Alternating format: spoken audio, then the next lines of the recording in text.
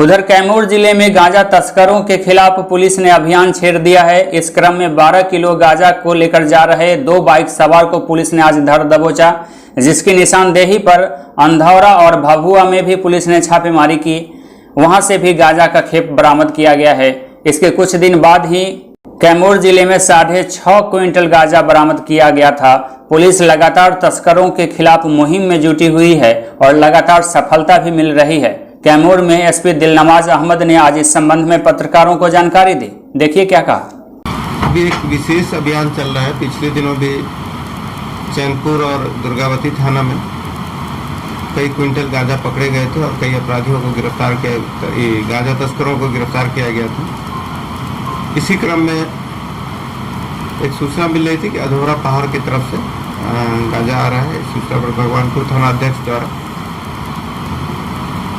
छापामारी किया गया। तो एक मोटरसाइकिल पर 2 अपराधी लगभग 10-12 किलो गांजा के साथ पकड़े गए।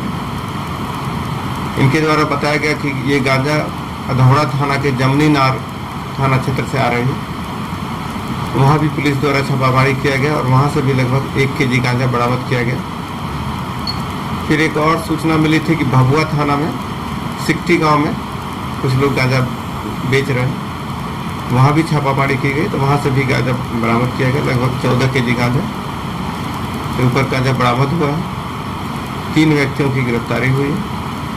कुछ लोग फरार हो गए थे जिनकी गिरफ्तारी के लिए छापामारी की जा रही है। उधर कांग्रेस के कैमूर जिले में पर्यवेक्षक के रूप में डॉक्टर रीता को भेजा गया है, जिन्होंने आज पत्रकारों से बातचीत की।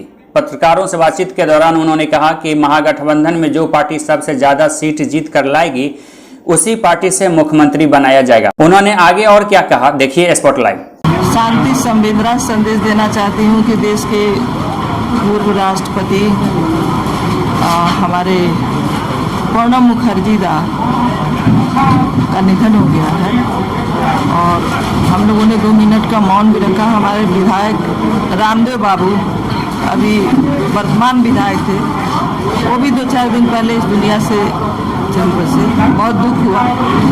हम सभी लोगों ने, अध्यक्ष महोदय, तमाम कांग्रेसी लोगों ने, हमने लोगों ने मिलकर शोक प्रकट किया। उसके बाद यहाँ आने का मेरा मकसद ये है कि चुनाव आ गया है माथे पर, 2020 विधानसभा का चुनाव। इसके लिए प्रत्येक डिस्ट्रिक्ट में एक पर्यवेक्षक के रूप में प्रभार दिया गया, जिसमें हमें कैमूर दिया गया। इस मतलब से अगर लोगों के मन से हमारे ब्लॉक प्रेसिडेंट हैं या पंचायत के हैं या डेलीगेट हैं या कार्यालय के हैं या आम जनता क्या चाहती है कि उनका विधायक कैसा होना चाहिए, कौन होना चाहिए, तो नए सिरे से कि हमारा कोई भी विधायक ऊपर से ना टपक के आ जाए, लोकल आदमी को विधानसभा में टिकट दिया जाए और वो लोकल आदमी जो होंगे वो यहाँ के मुद्दों को उठाएंगे विधानसभा में। तो यहाँ के लोगों का अपना प्रतिनिधित्व करने वाला व्यक्ति भी सोचेगा कि हमें क्षेत्र के लोगों का काम करना चाहिए। क्षेत्र के लोग भी सोचेंगे कि हमारा नेता देखिए आज विधानसभा में बोल रहा है। दूसरी बात मैं ये कहना चाहूँ, हालात ऐसा है कि पार्टी के कार्यक्रम में तो हम लोग चल ही रहे हैं, पर ये सच्चाई है कि जितना काम हम लोग करते हैं उतना दिखाई नहीं देता है। क्योंकि आपने देखा होगा कि एकाएक इतने कांग्रेसी कैसे आ गए। तो कांग्रेस के बारे में सोचने वाले हैं, मगर परिस्थितियों का खेल है और समय की अपनी चाल है। तो हमारी कांग्रेस थोड़ी कमज़ोर उन दिनों में हो गई थी और कमज़ोर होने का कारण हमारे कांग्रेसी नहीं थे, ये कुछ झूठ बोलने वाले लोग और बात बना करके बोलने वाले लोगों की जमात हो गई। संगठन नहीं, वो जमात है। तो एक झूठ को 100 बार बोलेंगे तो वो सच दिखने लगता है, मगर कांग्रेसी झूठ नहीं बोलता है।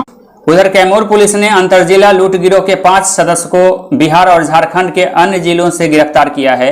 लूटी गई मोबाइल भी इनके पास से बरामद किए गए हैं। कैमूर जिले के NH2 और NH30 पर कई घटनाएं हो चुकी थी जिसमें इनकी गतिविधि संदिग्ध मानी गई है। इन्होंने अपनी संलिप्तता के बाबत जानकारी दी है। लूटी गई मोबाइल शराब तस्करों को बेच दिया करते थे, इस तरह का बात बताया गया है।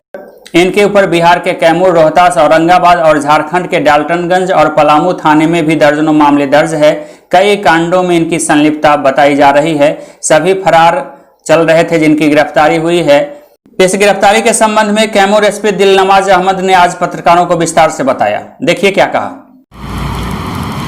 पिछले दिनों NH2 पर और पटना मोहनिया रोड पे लूटपाट की घटना हुई थी सड़क पर वाहन चालकों से, जिसमें एक बोलेरो और एक स्कॉर्पियो से 46,000 रुपये और 6 मोबाइल लूटने का आरोप लगाते हुए प्राथमिकी दर्ज कराए थे। अनुसंधान के क्रम में इसमें एक अंतर्राज्यीय गिरोह के कुल 5 अपराधकर्मी पकड़े गए, जिसमें से जिनका आपराधिक इतिहास है जो कोडरमा झारखंड के पलामू, औरंगाबाद, रोहतास और भभुआ जिले के कई कांडों में पूर्व से फरार भी है और उन पर चार्जशीटेड भी है। मुख्य सरगना सुनील राम है, जो पहले भी यहाँ पर एक टवेरा गाड़ी की लूट हुई थी, जिसमें टवेरा गाड़ी औरंगाबाद से बरामद की गई थी और उसमें कई अपराधी पकड़े भी गए थे। उस केस में भी फरार है और भी कई कांड इस पर अंकित है, जिसमें ये फरार है झारखंड से भी और यहाँ से भी।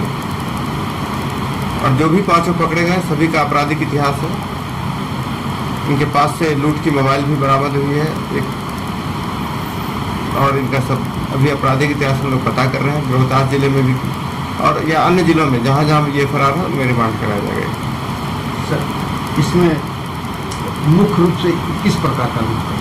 सिर्फ सड़क लूट करते घटनाओं का, जैसे ट्रक लूट करते थे, ट्रक पर जो सामान लगा उसको लूट लेते थे, या छोटे स्कॉर्पियो, बोलेरो इत्यादि होते थे उसको भी लूट लेते थे लोग, या उस पर जो सामान थे या पब्लिक से पैसे और रुपये लूट लेते थे। कई बार ये टायर में रोड पे कांटी लगा हुआ पत्थर लगा देते थे जिससे टायर पंक्चर हो जाती थी, और जब ड्राइवर टायर बनाने लगते थे तब उसको भी लूट लेते थे, गाड़ी लूट लेते थे, उनके पैसे लूट लेते थे। किस जिला के सब रहने वाले?